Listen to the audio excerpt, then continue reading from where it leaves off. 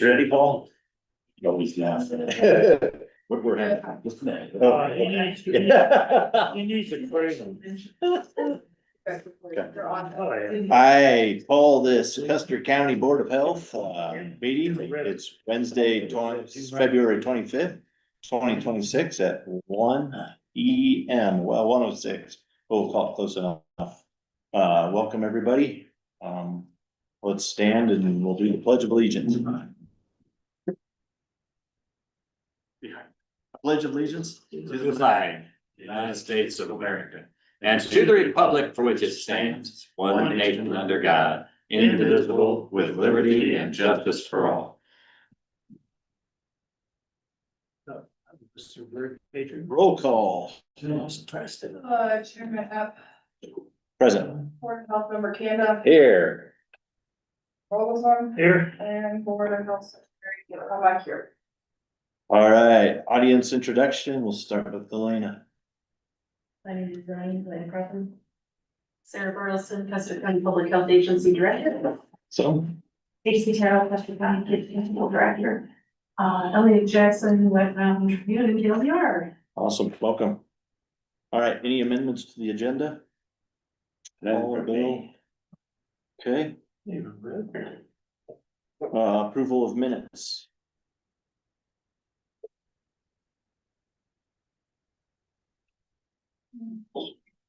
You guys, that's a little bit.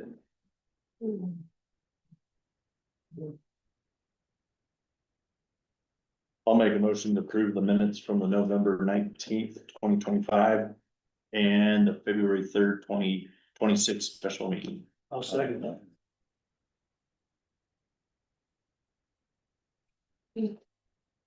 Yeah, and I don't have any issues.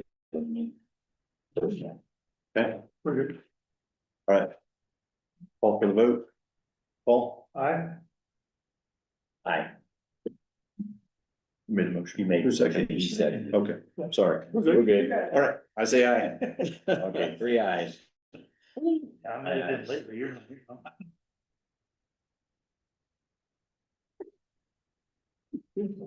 All right, sanitation report. Lena, cha-cha. Come on up.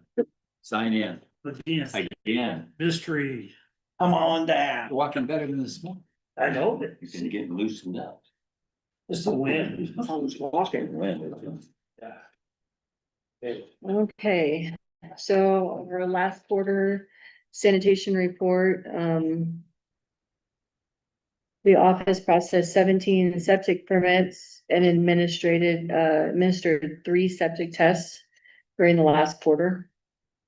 14 of those were new septic permits and 3 of those were septic repairs and modifications. And I did 6 septic inspections. That is up from this 6 compared to the same quarter of last year. And then we did 1 vault variance in last quarter.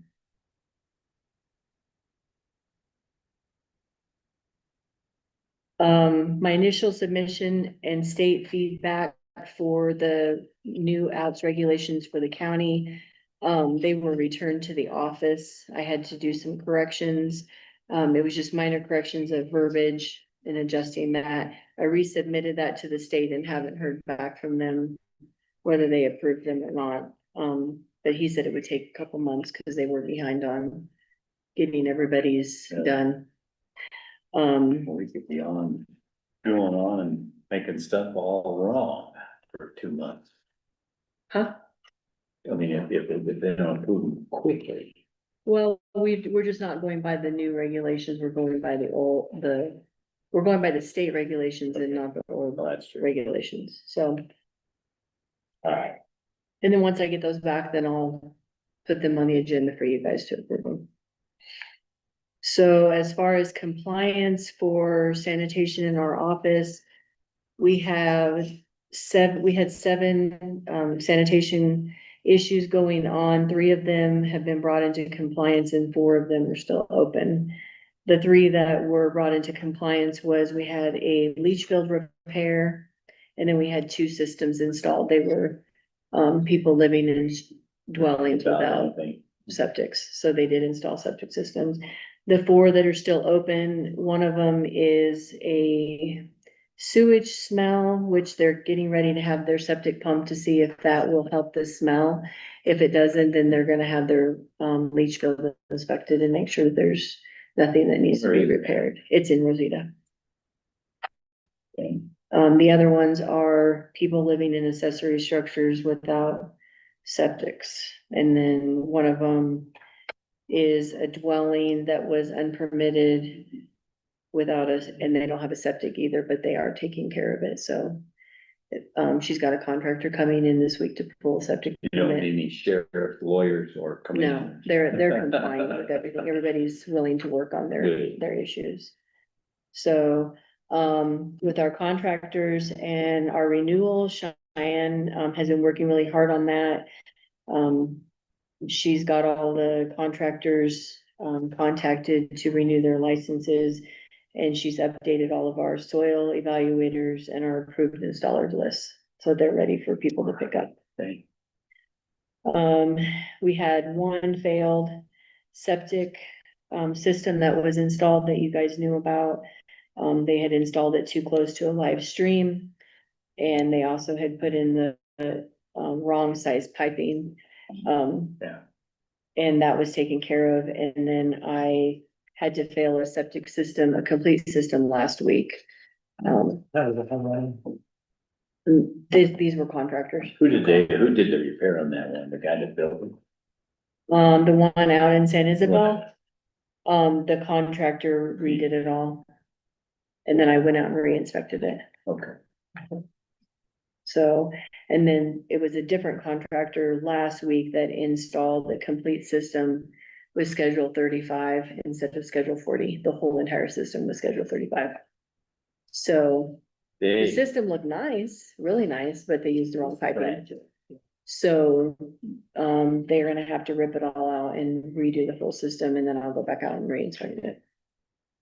got some money. Yes. Where was that? That one was out on Melody Lane out, in the corner of Music Mountain Drive. Down there. Oh, So, Dope.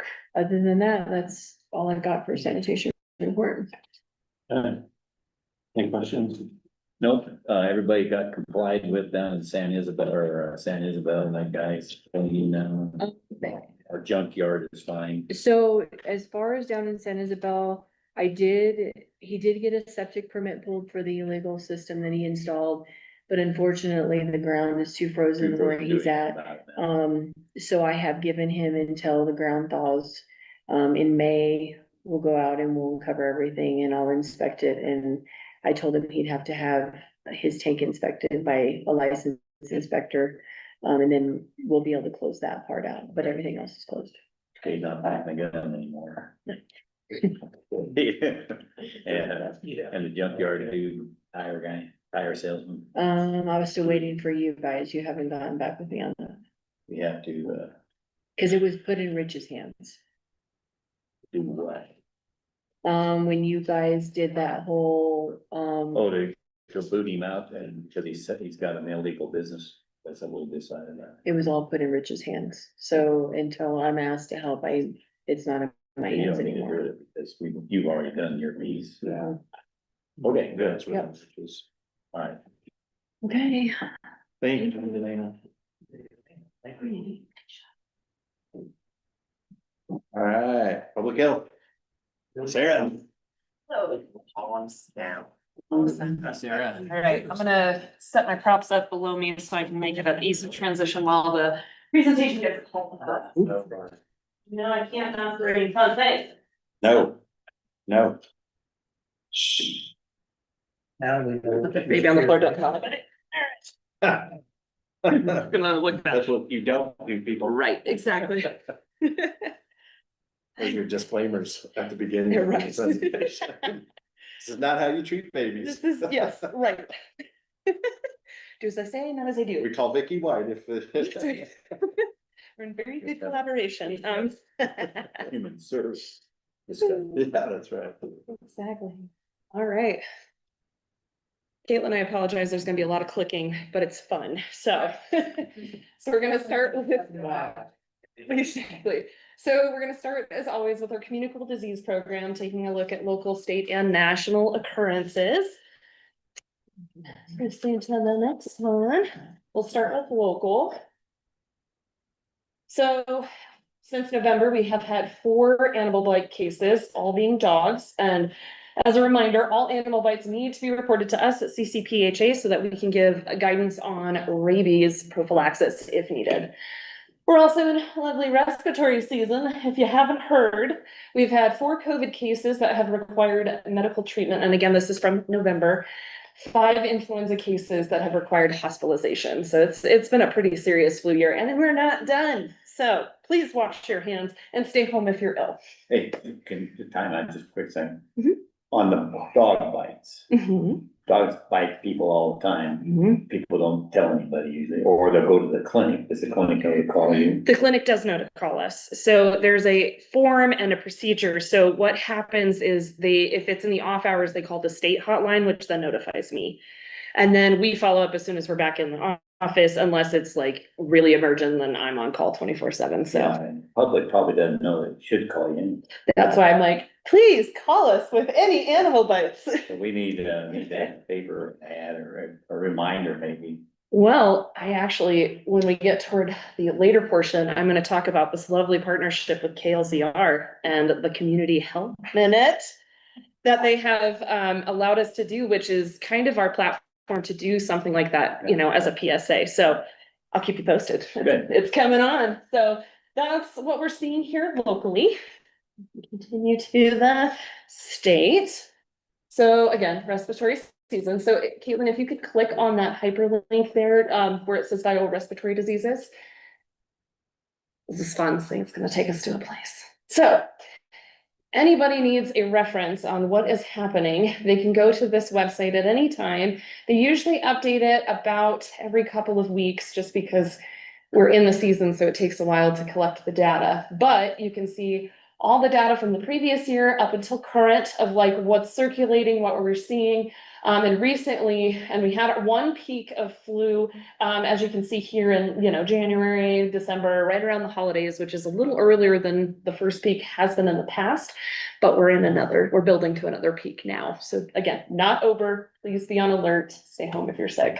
But this is Colorado as a whole. As a not whole. Just county. Correct, yes. I think Yes, so. that's Spikes due to visiting relatives. Yes, we see it around the holidays, and like I said, this year's flu spiked 6 weeks earlier than the prior year, and it hit right around the Thanksgiving holiday, which again is very early. And that is why we've seen such a nasty flu this year. And again, probably we're still in the cold weather months, why we're gonna see another peak. It's just not done with us yet. So as a reference, I send people to this just to, hey, let's kind of look, if we're planning on traveling, this is what Colorado looks like, so. Thank you. Sorry, I'm gonna have to go back to this slide. Thank you so much. So measles cases, there are more cases now. So 37 to start and growing. So we're not done with that yet either. So again, measles is that classic disease where you break out in, high fever. You'll see what we call a bucket rash. So it's like if you dumped a bucket, it'll start from really heavy concentrated here up on, the head, the face, and then sprinkle down throughout the body. So it can cause many things, including death. So please be aware, and if you are concerned about measles, give us a call and we can give you the current further guidance. And then the avian flu has also been a hot topic across the state. 9 poultry farms have been affected. The most recent one was in Weld County, and 1 dairy herd, and that was a while ago. So I'm not remembering which county it was in, but again, you can always refer back to the CDPHE about those current counts. No human cases reported as of now, so. Yay. Of those measles cases, nothing in Custer? No, nothing in Custer. Thankfully, let's knock on wood. Everybody knock on wood. The closest that got to us was Grand Junction. So, and that was about 4 months ago. So, more to come. So, and then. More concentrated in the Denver area, just because there's more people. And think about, yes, it's more people, more travel access, and a lot of the times measles classically comes from, different countries because they don't have the vaccine rates that we do. So it's brought in from other outside sources that are experiencing outbreaks. So, but it is very heavily tracked. And like I said, if anybody wants travel guidance or needs any help with vaccines, we keep the MMR vaccine on hand at all times. So please come see us. The CDC, again, if we can click on the CDC picture, this will take us to the CDC's website. Thank you so much. Sorry, I can't see my mouse very well, so. I'm so sorry. So the really cool thing that the CDC does, so much like the Colorado, they have different tools to show, visually what's happening across the nation. So we're in a moderate respiratory illness. Again, it differs state to state, but this gives you a broader overview in case you're transferring, or, you're traveling outside of the state. They also have prevention measures and things like that, all included in this lovely respiratory illness package. So if people need more information, they can always call us, or if they'd like to go online, this is a great website with many wonderful tools and information. So thank you. Awesome. And then it's Heart Month. Yay. So I put the link to American Heart Association. They have, again, a lot of educational tools about how to keep your heart healthy and spread awareness about heart disease. And thank you. Excellent. And to, remind you, one of the best things you can do is learn CPR, which I will talk about in a little bit later in our presentation. So again, good resource, keep your heart healthy. And then, of course, the measles nationwide, 45 jurisdictions being affected since the measles outbreak started back in 2025, with a total of 2,281 cases, which is quite the jump from where we were in the 2000s, where we had eradicated measles. So it is not going away anytime soon. So please be aware, again, call us for accurate information. Any calls or concerns, please, please, please call. Thank you. Yeah, and you can also, there's a link to CDPHE's website and the CDC's website through the little measles or the picture over here. You don't have to click on it, but if you want current information, they do live number counts. So, and where the measles is currently outbroken and things like that. So I won't make you click on it since you're having that. Awesome. So our current vaccine rates, and this number has gone up since last I've updated this report, but 809 for 449 clients, which is pretty impressive for our wonderful small agency and my great powerful vaccine nurse, Deb Carl. She is absolutely incredible doing this mostly by herself. I give one every once in a while, but she is my main vaccine queen, so. So I take it, most people got the flu and then quite a few people got some secondary. Yeah, we have a lot of Or childhood vaccines are very popular because we are the only VFC provider. So VFC is Vaccines for Children, which is a state-run program. So those children that are underinsured, uninsured, or Alaska Native can receive vaccines from us at no cost. So. Wonderful.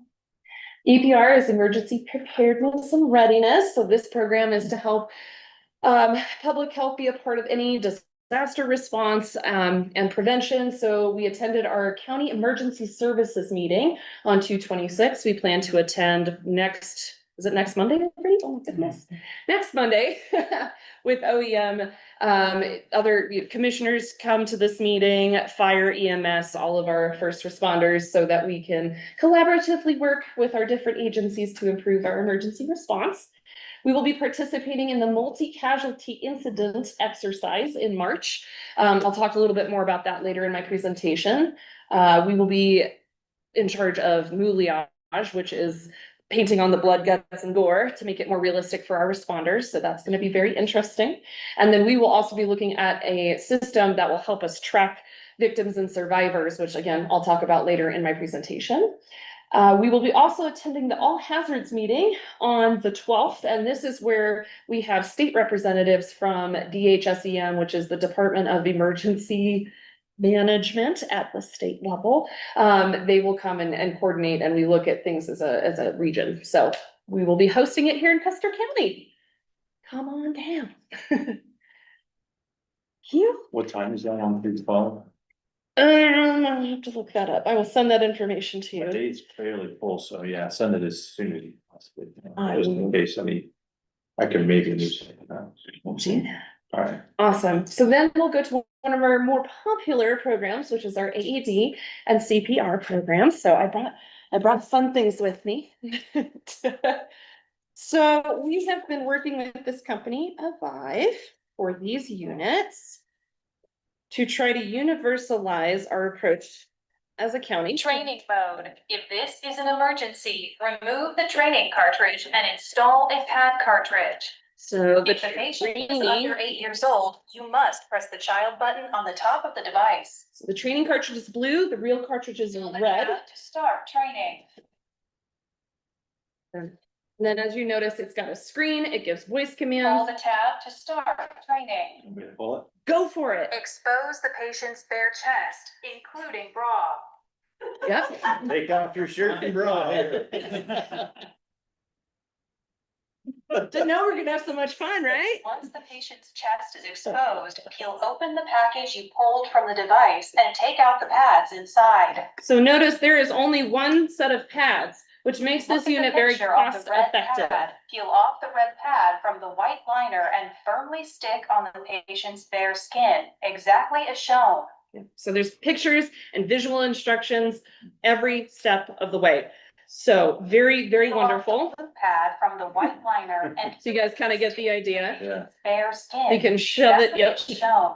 shove it back in, and then I'll kind of show you the other, but I wanted you guys to be able to lay hands on it so you understand why this Make product is sure so the great. pads are placed on the patient's. I should have brought one of the older units. Feel how light that puppy is. It's only 2.2 pounds. Pull the red tab. So there's also a Spanish button, so it's multilingual, which is very Press helpful. the power button to power it on. There you go. And then you'll notice there's a child button. So instead of the classic, you got to figure out through the pads, maybe you only have one set of pads. What do? This reduces error because it is one set of pads with instructions specific to child or adult. And then you just push the button as instructed. It lights up. Yeah, given the size, cause it's got a little battery.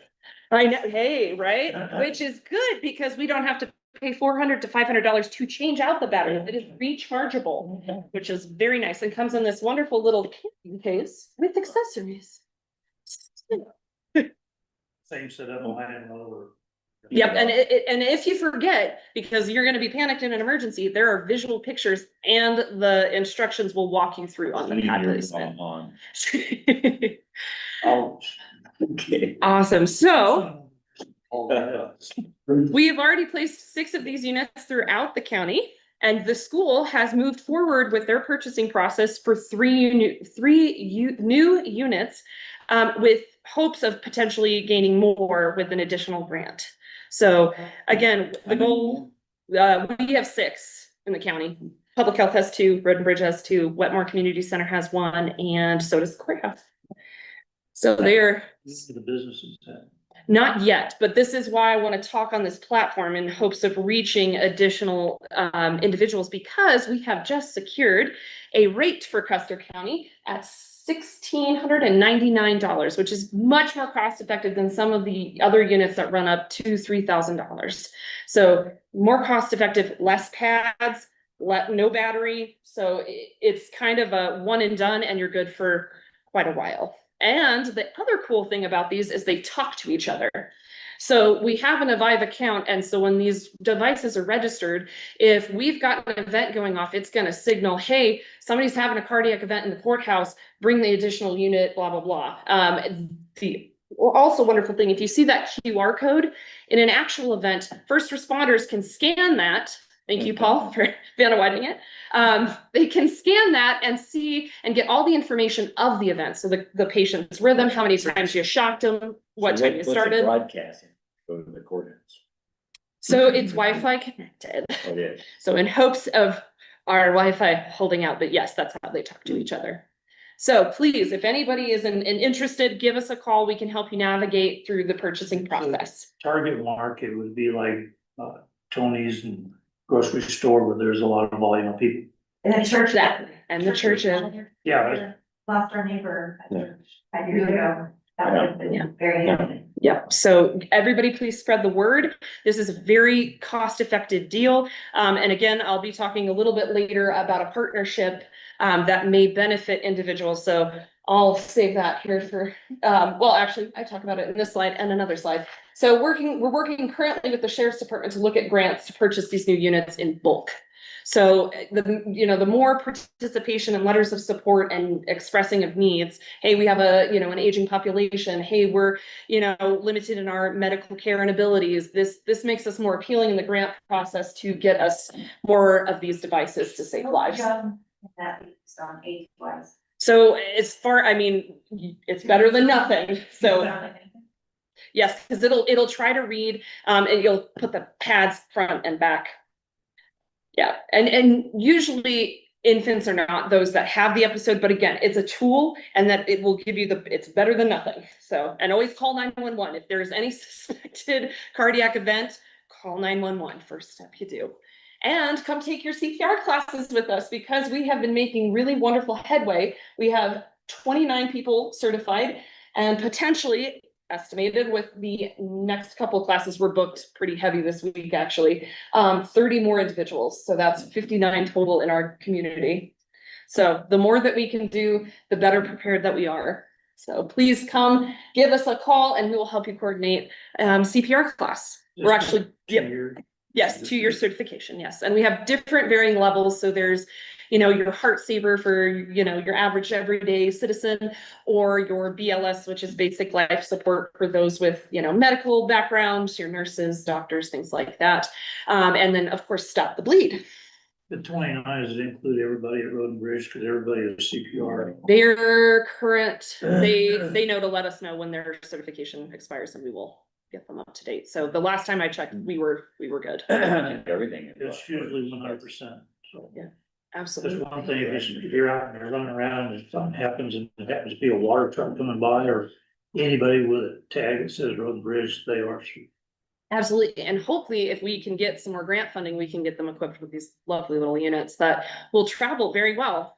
Again, very compact, very light, easy to plug in and keep track of. So that's the hope. So wonderful. Awesome. Now we're going to move on to our Positive Pathways program made possible by our Substance Abuse Prevention Block Grant. So we are having a partnership with the library, Trails for All, and CCKC kind of in the background, but we're hoping to take kiddos out on a snowshoeing if we get the precipitation. If not, it'll be turned into a hike. So the outdoor activity. So please, if anybody is interested, I have a flyer to match. If anybody wants to take it, post it somewhere, give us a holler. We also currently have free snowshoeing rentals at Custer County Public Health for individual use, for families with youth to come. So please spread the word, come borrow our equipment if we ever get snow. So we also have restarted Thursday night futsal for teens and adults. So due to limited room and the fact that it's at 7 p.m., we're taking teens and adults. So 16, if they're a very large 14 to 15-year-old, have them give us a call and I will see if they are a good fit. But it's really fun. I play, my husband plays, Dominic, the VSO plays. So please come out and join us, or if you just want to come watch us having fun, we'll be in the West Gym.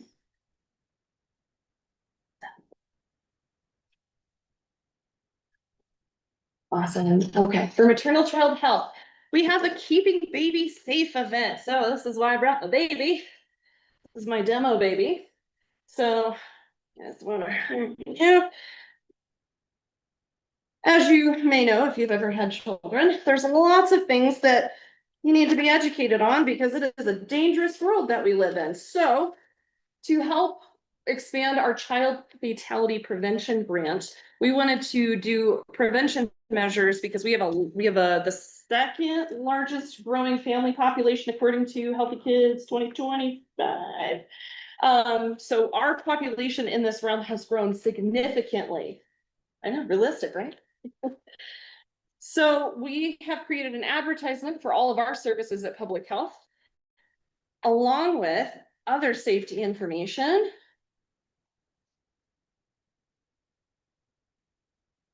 Kind of like a quick guide of like what you need to know.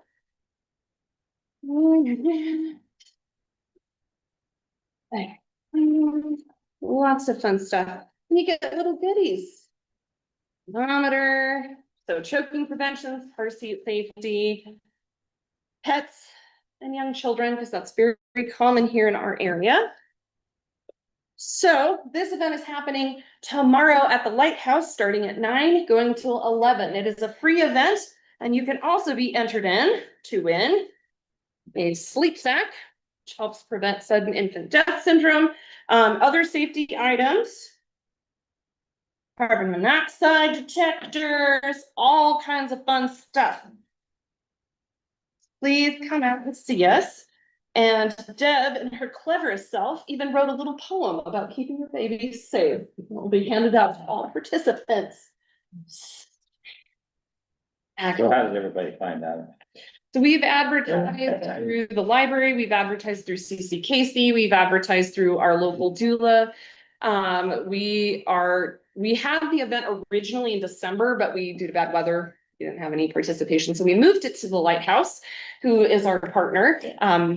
And they will be hosting us, and they have recruited some moms. I think potentially we have 6 scheduled right now, but it's a walk-in event. So if you know anybody, it is also open to caregivers. So if you're grandparents and you want to find out about more of the current information, please attend. So not limiting, at the Lighthouse, come and see us. And probably the library or school is probably the best communication with kiddos. Absolutely. So yes, yeah, please come and see us. This is our little, and I believe I also advertised through KLZR too. We got it out into at least the news, because we weren't able to get it on the Community Health Minute, but I think it was put through somewhere. You're working with the Amish much? They're listening to paying. We have actually some do seek some of our other services, and we actually gave a gift bag away to a family of that cultural background to help with carbon monoxide detection, actually. So yes, if we could have a wider spread connection, if anybody, has any trusted authorities or leaders, I would love to meet with them and explain some of these alternative services that we have. So if anybody has the connection, please let me know. We're happy to service, so. All right. Other community outreach, we have attended the Wellness Council meetings, the Landing Well meetings, and the Hospital District meetings. So we're looking across all 3 of these groups for different collaborations and events that we will be participating in this upcoming year. And then, of course, previously mentioned, KLZR has been very kind to us and adding a community health minute, in addition to they did an interview with me about the flu rates and sickness and how we can work on prevention measures. So if anybody wants to hear my voice more, tune in. And then, of course, we have developed a quarterly newsletter that is seasonally themed. So here's our winter. Here's an up close view if you guys can't see it. So this is in the helps of, bringing attention to our core services, making sure that people are aware of the events and, our hours and things like that, because with the holidays, it sometimes gets a little confusing, but please, we've opened back up to walk-in appointments. If you can call ahead, that just gives us a little bit more chance, to look up your records and things like that. But if not, walk on in and we'll fit you in as we can. So please come and see us. Awesome. And then once we get the new website up and running, then you'll have a tab there, so in a PIO section. So That would be wonderful. How many have heard, commissioners, I know you've heard of this drill, but in the audience, have you guys heard about this multi-casualty incident? Okay, so the word's kind of getting out, but we need more participants. So please, the sheriff's department has a contractor who is coordinating this event. His name is Neil Tyler. If you need his contact information, please call me and I can send you to him to help you navigate the participation process. So we are working with our first responders to try to improve our areas of response, goodness forbid, an event happen. So it'll be a 2-day event, so Friday and Saturday for most of the day. So be prepared, it's gonna be fun. I'm trying to see if Jen will donate some donuts. But it should be a really good experience to help us gauge where we can grow and strengthen our services.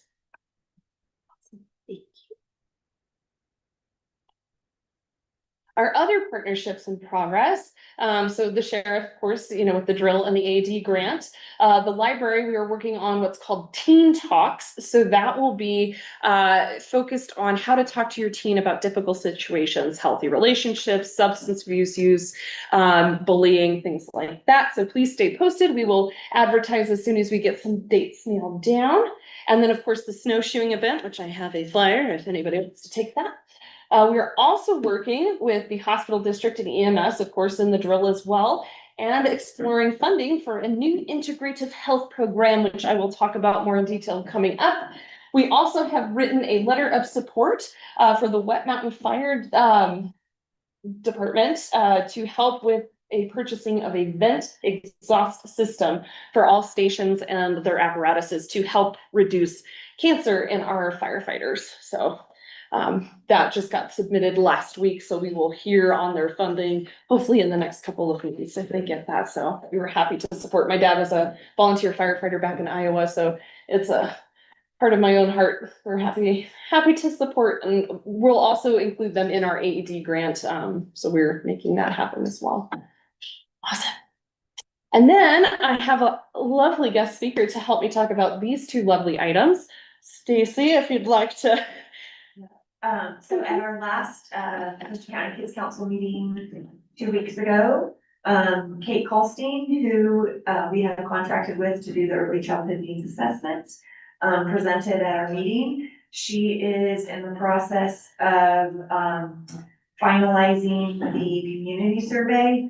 She's hoping to have that to me this week that I might be able to take tomorrow to the, Keep Baby Safe event, but this community survey will gather input from families, those that we're trying to support here. And then she's also gonna do a partner survey, which would get feedback from, for example, public health, the school district, library, all of our partners, agencies. So, timeline for that is to have those surveys here done and, or completed to start passing out for the next week or two.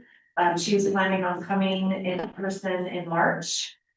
So we will try to coordinate that around different events happening, so she can connect with partners. And then she's planning to take all of that information back, work on that, and then come back tentatively in April. And then have a first copy of the draft of the needs assessment, in the beginning of May.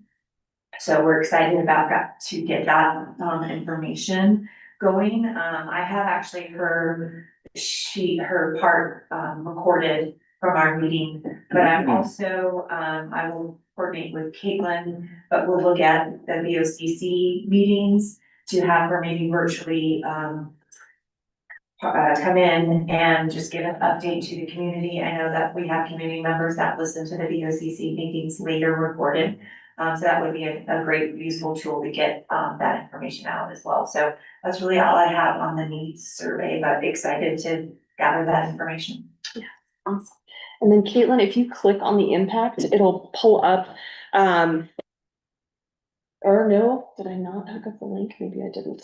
If not, I have a physical copy of the other grant that we are looking on partnering with to help expand, perinatal and postnatal behavioral health in our community, because we held those focus groups back in, was that 24? Summer of 24, 23.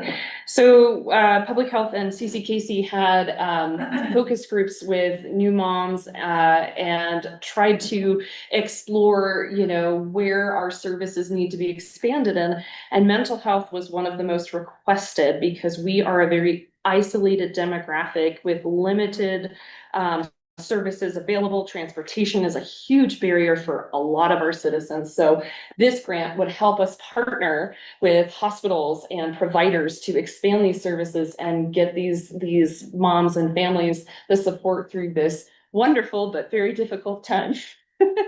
So we were looking at potentially $50,000 to $60,000 to partner with, and CCKC will be our lead agency with subsidiary partnerships with public health and probably Solvista. So we are working towards that, and there will be some questions here at the end of my presentation to pursue that potential funding. So just to make you guys aware of what we're looking at, and it is data driven because we have had these focus groups and it has proven such the deficit. So this could be very transformative for our local growing families. Let me know if you guys have any questions. That's a lot of information to take in. Yes. Very exciting to do it. So one of my other, why is that picture not showing up? There was a picture, but that's fine. So the community paramedicine program, this is a very big opportunity, and I have sat down with the director of EMS and the head of the hospital district board. And we have decided to try to pursue very large funding. It's called the Rural Health Integrative Grant.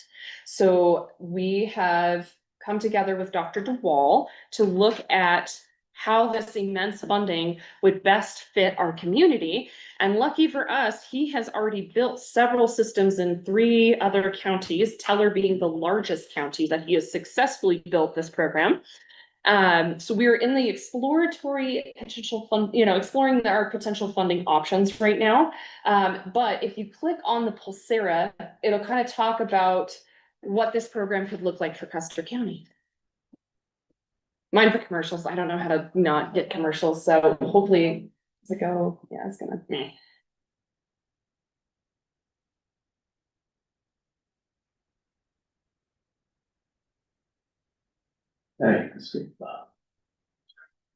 Okay.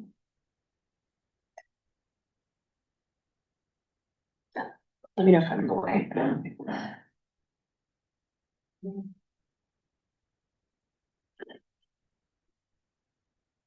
This is Dr. DeWall. He, for those that don't know, oversees our search and rescue, our EMS, and our sheriff's department. And Sorry, I'll be sorry.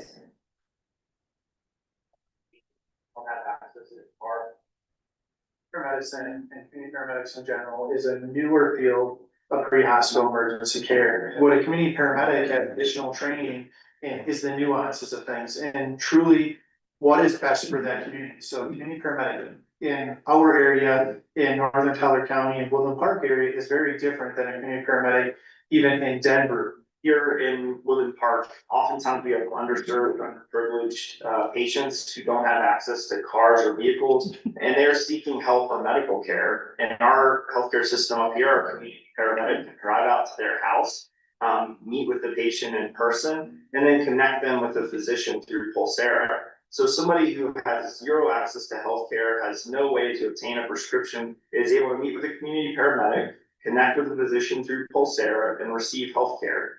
We are in a SUV by ourselves, so we can do basic lab blood work, we can do UAs. If we deem that the patient needs medical attention, but not necessarily by emergency room, then we would call the doctor on a tablet and we do a face-to-face with the doctor and the patient. And then that doctor can prescribe medications.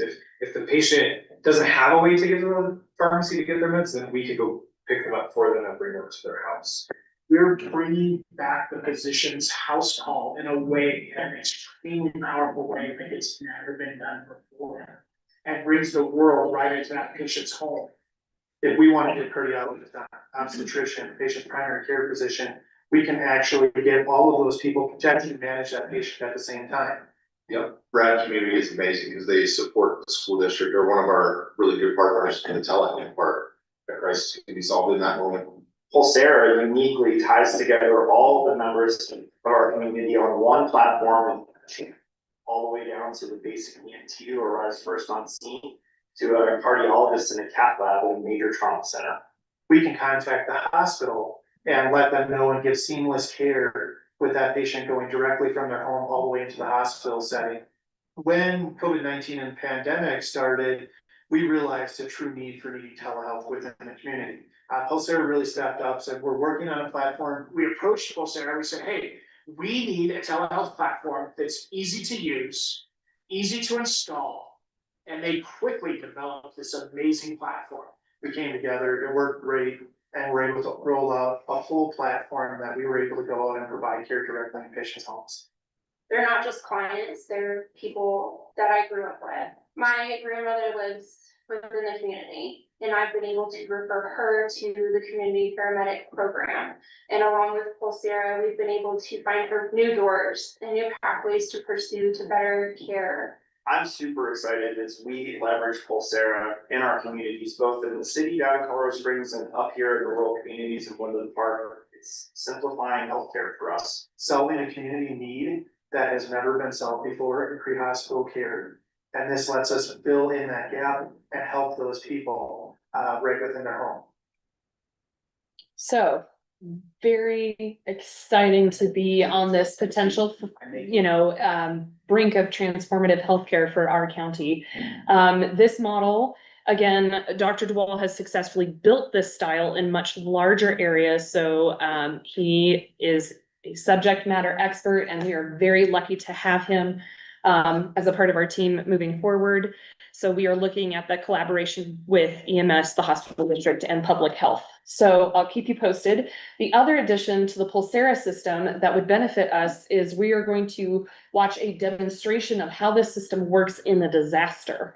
So with the multi-casualty incident, the Pulsera system is our tracking for our victims, our survivors, so we can keep track of all the individuals affected and know where they're at, how they're doing, where they're transferred to. So it is a very versatile system that Dr. DeWall is very familiar with. So it's. Well, how many of them do We don't have a system like this. It'll be shotgun out to. Yeah, how's it, what's the time now? So are you meaning like how many people use this system, or What's the plan? what's the plan? So we have to purchase this system. So Dr. DeWall is looking into grant funding to do so because we do not have a system like this yet. We have to accept it. What system are they using? We don't have. We don't have any system. No, I'm talking about, they use Wi-Fi and that. That was my question, like, do you need cellular, is it Wi-Fi based? No, you'll have to have Starlink or something like that. Yeah, but that would be in the grant. So that, because we don't have a program like this, we are open to different avenues of Have to be a funding. basis on that. And this is what Chief Ritter from down in Florence suggested to that area that is not under the West Custer County Hospital District, is maybe this model is a model that can be afforded instead of an ambulance service. I see the huge savings as a community. We're not pounding the crud out of a $500,000, $500,000 vehicle. Right. We're using a $50,000 vehicle to go to those and going around. Only if we need transport do we call the ambulance. Those guys can also call a helicopter in, so. Exactly. So yeah, Really, it could be the gap that Custer County EMS needs. Also, what we need for the area that's not covered by West Custer County Hospital District, so. and you're relieving the burden off of EMS. So for the non-emergent calls that do not require medical transport, your EMS is now able to answer more emergent calls. But these community members are still receiving care. So it is a very wonderful model. Have they mentioned portable, like Starlink units? So I know the sheriff's department uses portable Starlink That's units. one. So, and again, they do this and they're already doing this, and I don't know why my picture is not showing up. I have another video from the same region, so the UPass Regional Medical Service, with their continued success with this program. I don't know why it's not popping up. It's really weird.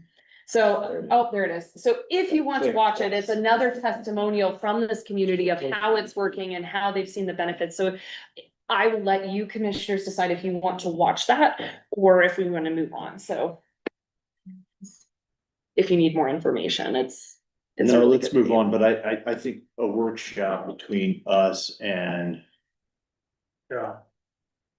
just talking about this more. I know that Hart County used, in Hartselle and some of those areas, used quick response teams until they got EMS up in those Right. other. Yeah, that's what I was thinking. And that was kind of the same Yeah. thing as this community paramedicine. Seems like what we were talking about this morning. We are responsible for EMS on the whole county. This would be a, good way to skin the cat instead of, increasing everybody's, taxes. Exactly. Buy it cheaper and get it first, If you have way to anything, call it EMS. Yeah. In there. if you have anything. They have to train up, you gotta have a program to train them up, and whatever, not do it, so. Yeah, and this was what the grant would pay for, is training and certifying of these community paramedics, as well as other services that may be able to be provided through public health. Yeah, my point, who's in charge, so we'd have to get some process so that it is part of the EMS system for the county. And so that's where I think Commissioner Epp was saying workshop. I think that would be Yeah, the cause best this, way to this approach may it. be, yeah, is it us taking care of the east and is West Custer County Hospital District going to take this on as well to reduce some of their costs? Well, and that's the point, we'd have to immediately come up and they would have to adopt, we have to have something that we adopt for the whole county as a county, not EMS for just part of it here and part of it here would be the plan for the whole So system. do you have anything, And want to then go we- to the fire, going to the Wetmore Fire tomorrow night? They are welcome. So we have just discussed this and I asked the permission of their board too, to bring this, like, are we ready to move forward? As yes, we want to seek this funding. So this funding comes, the grant opens up in May for application. So now is our time to discuss the issues that you guys are bringing forth. So please write down your questions You know and how much they have available, you said $100,000. oh, it's more than that. It's potentially several million. But that's what I'm talking, but you're dividing that across 64 counties. So Dr. DeWall said we could be potentially, our county alone could be looking at several million. Really? Wow. That's. So and it is quite expensive, but it would be over several years. So he has kind of discussed, 'cause he's built these programs before. So he's got, a potential 5-year plan that overlooks how we could build a system here in Custer. Of course, we don't know. Yeah, so again, since he's built these programs, a lot of the footwork is done. We just have to tailor it to Custer County. Then we gotta buy it off the back, we gotta maintain it once you buy it. Yeah, but it's a really good incentive because this community, I think, will fall in love with the service because it's so versatile.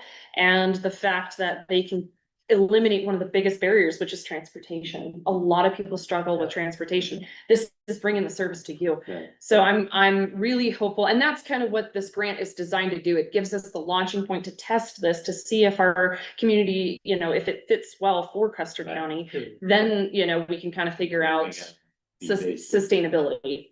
And the county citizens are also in love with their money, Also true. so we have to make sure we can fit Marion up. Well, it'll save you a lot more money than going to the ER these days, let me tell you. And it's only going to get worse from that That's why I perspective. said we could buy a couple ambulances. I mean, there's a balance, and there'll be those people saying, well, as long as we make it look good, cost effective, it's great. Absolutely. And that was one of the hospital district's concerns too, right? As we were discussing this potential. So I know your questions are valid. Let's discuss it as a cohesive and move forward, because I think this opportunity is going to very well benefit in the world of healthcare that is going to struggle in the next couple of years with what's happening. So everybody brace yourself, stay healthy.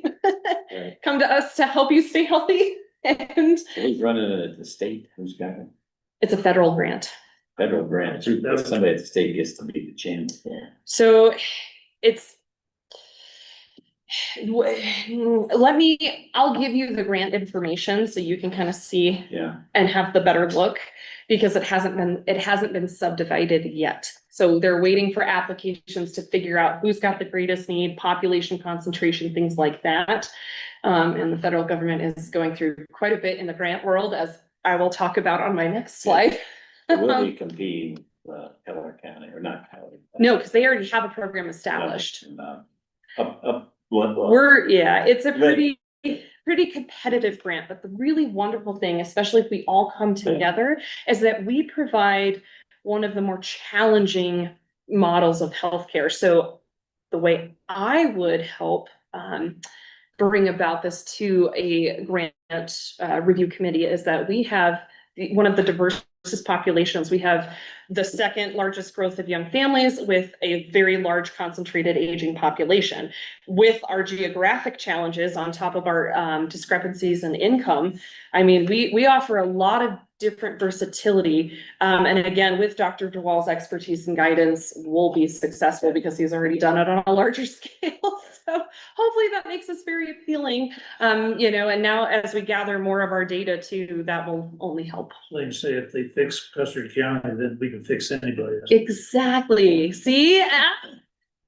That's what I would like to think anyway. Look what we did. Exactly. So our financial reports, we're preparing for the county audit, as many other departments are. We are luckily increasing our funding to our STEP program, which is our tobacco prevention program. Thank you to Fremont County. So we partner with them on this grant, and they have doubled what they were giving us currently to expand our programming. So we are very happy to accept that and look forward to growing that program. And then on a not so great note, our infrastructure grant, which is one of our larger grants, is potentially going to be pulled. So the federal government has terminated this funding, but the state has brought them to court to try to prevent the pulling of this funding. So we will hopefully hear something by next week, Thursday. They gave them 14 days in court. So we're anxiously awaiting to see what that looks like, but that is a very significant grant. So it was $248,735 when we started. And we're about halfway through. It was supposed to sustain through November 30th of 2027. That's when that grant was supposed to end. And so this grant concentrates on training, retaining, and growing the public health workforce. So it's going to be tough. We've already preemptively game planned some options, but it would be very unfortunate if this funding is pulled because it would slow us down a little bit, especially in our growth and retention. It's unfortunate because we've utilized it to cross-train all of our staff to make them more versatile. And growing is learning, and if you don't have the money to learn, it may present a challenge, but we will work through it. Because I have a very wonderful team. So I'll keep you posted on that. And then we could end with our lovely questions for our commissioners here. So since Dr. Beck is our medical director, she is technically a contract worker. And at request of I don't know if it was BOCC or BOH, we were going to renew all contract workers in January. So here we are, February, our first BOH meeting. So I have a copy of that contract. It is the same as last year with the same amount for your review and potential approval so that we can continue. What to do now? Yeah, we should have had it signed towards the beginning of the year. She's year by year, so. Yeah. And it's a new business item.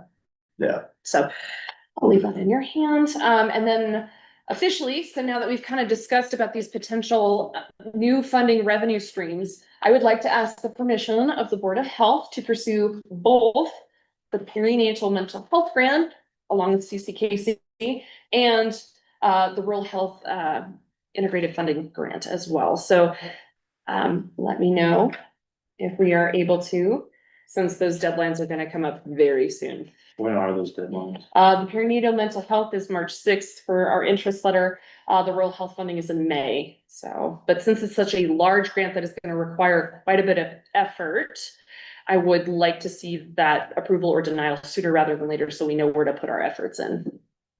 I don't see any reason why it shouldn't now be this too. Any match in there? Or is it just project specific? Project specific. Okay. All right. The March 6th deadline is actually an intent to apply. Okay. So then the actual RFP, if we were selected, we would certainly come back and talk about that. But different grants have that type of stuff. Okay. And then that is, I think, We have May. no commitment yet until we do. Correct. Till we Yeah. receive, we're. Just trying to stay ahead of the game. Yeah, I would say go forward, Yeah. go forth. Excellent. Thank you, guys.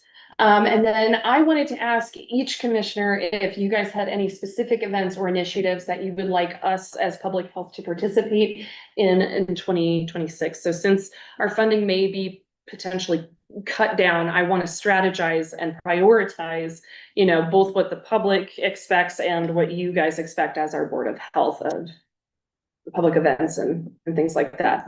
Like a health fair. Yeah. You can go out to the air show again.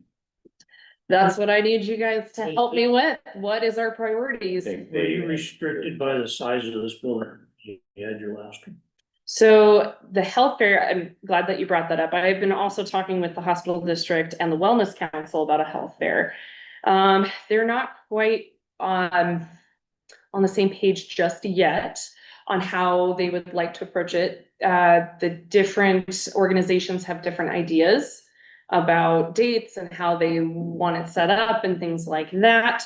So we're still currently discussing what that model is, and due to our limited funding and my smaller staff, I have to figure out what that looks like, because in the past, we had outside agencies and contracts through Healthcare 365 that supported a lot of the services. And now that we don't have that, we have to get that funding from somewhere. Yeah, and so every Saturday that we ask them to be at an event, what day are we gonna be closed the rest of the week? Because we don't have overtime hours. Full-time hours, right. And you know, it's. But we don't, the infrastructure, especially with the infrastructure grant. We did one, I'm trying to remember where it was, Grand Lake, I believe it was, school or Granby. And we did it after school or in the afternoon of school in their gymnasium. Mhm. And that kind of pushed them into their work schedule and the school schedule. Yeah, and the hopes is to bring back the health fair to its former glory days. There's been an idea that we pair it with our annual flu clinic in October, but that deadline's coming up pretty quick, and it's quite a bit of manpower to take on. And again, who's gonna be the lead agency, because public health can no longer support being that, and we never really were. We were just the major supporting agency to the Healthcare 365 and Health 9 and things like that. So There was an outside agency that came in Correct. and did those health fairs instead of the clinic taking it on. correct. And we don't need, I think three, if we did three, and every group does their own, then it gets diluted. And It's not, it needs to be bigger. A lot of people depend on, I get my blood pressure. yeah, and that's the thing too, is where do we get that funding to? The biggest draw for the health fair seems to be the lab draws. Mhm. And so where does that funding come from? Right. So again, this is all discussion points that we've started to have, but I would like the perception and the guidance from the Board of Health to help us make this most effective. So again, like the Wellness Council wants to retain their September date. We did not see much success as Paul Vogelsong. Granted, it was the first one in a while, so we don't know if it was lack of advertising or if people were kind of confused because it had holistic entities involved in the wellness. And so they would like to proceed with the September date. The hospital district, like I said, would like to match it with our blue clinic date, but that's in October. And I think what I'm looking at is potentially April, where it used to be held in. Because people are used to that time of year. Usually the weather's a little nicer. We don't have as many tourist activities that'll take away from this event to support our locals. So just some food for thought. Come back to me in some time after you think about it, just so we can strategize and make it the most effective and bring it back to hopefully what it was, but it's quite a hefty undertaking of a project, so. So what you need to do is build a partnership, which you have, on, with the health district, you know, Yes. clinic. Yes. That's where some of it is. And, Who else? Wellness Council, Yeah. and then the Landing Well. Landing Well, so Landing Well, we do, we're gonna partner with them on their senior day. That was another one of our more successful events. And so that one is focusing on the aging population specifically, and it was held at Lane Hall and it was very successful. So then what you ought to do then is just get together with yourself, with your work. A shop of some kind, come back to us with what you kind of think it ought to go. I like the idea of April, and I think everybody. Okay, that's what I needed to know. Is And, how soon do you, as the Board of Health, want to push this event? Because that helps me we're gonna prioritize. get where people come, Okay, then we can, And April's just around the and we corner. got, you can get. not this April, not this April, Oh, not this. not this. I'm pretty good, but I'm not that good. Well, and I wanna get through the old health fair with Redlands to make sure that that's all good before we close that account, and then we'll have that money to Right. do a good fair. Right, exactly. Thank So- you for that. That $100,000 that we're gonna get from, that's still slammed in there with, Phil Weiser, with the state attorney, state, the attorney general. Attorney General. So he's still got that opiate money, so they're gonna take $100,000 and give each county 100,000. So, and I know we're gonna have to meet with Carrie to see what is the Yeah. guidelines of that money. For the region, yes, Yeah. I do, yes, and I know I tried to schedule that meeting. I think she wants to. Monday, next week, Monday. Yep, so we're looking at that, yes, and those funds are gonna be really limited from what they're talking about. They want it for more, at least the region does. They want it for more, to reduce barriers to care or treatment. So the idea behind some of that funding from what the region is requesting is, hey, if somebody needs to go to a rehabilitation center, but they have a dog, it's, hey, we can pull some funding to give that to the client to board their dog so that they can go and get the recovery treatment they need. So it's going to be a very interesting process of how they're going to allocate those fundings. They're talking about the different forms and application for that too, and the tracking of that. So, yes, that's still in process. We will round about with Carrie hopefully next week. Yeah, So, good question. yeah, that's good. Okay, So yes, awesome. So would you like us to prioritize the Airfest, Commissioner Kanda? yeah. After that, the people were wondering where it was last time. Okay. Family friendly. Oh, already on the schedule. Yep, appreciate it. Yep, so we will be participating in Family Fun Day. So I will make note of that, but I just wanted to make sure that I was hearing you as the Board of Health, what are your priorities in addition, so that I can make sure we're staying on plans. So thank you for that. So you get an opportunity to pull out the emergency and your trailer, get everything done. Well, that's how we end the trailer now. But yes, we could, the emergency management. Matter that you use. Yeah, we can. Well, I will talk to Robin about that, maybe at our CES meeting. Absolutely. So no, I'm glad that the request is there, that they wanted us back. So that's good to know. This is why we asked the question. So, and then of course, if you guys have heard any feedback from our constituents of how we can service improve, please let me know. So we can continue to service the people to the best of our ability. Getting the word out is challenging. Thank you to KLZR. It's really helping. Thank you. And the Wet Mountain Tribune too. They want to pop on by anytime. So, and then of course, our partners, CCKC does a really good job of advertising our events and partnering, and so does the library. So, but again, open to new ideas and connections if you have them. Thank you. Very good. Okay, that's good. Anything else? That should be it. Unfinished business? Nobody online. Want to vote on I'm getting through. oh, wait a minute, unfinished business. Unfinished, like, it's over. New business, renewal of Dr. Beck's contract. And I'll make a motion to approve the renewal of Dr. Beck's contract on the 26th. Second that. First, he seconded. Okay, First, second, I got you as the first, but Okay. sure after that. just switching. And that's pretty straightforward. Yeah, she's the one that signs off the medical stuff for public health. Yes.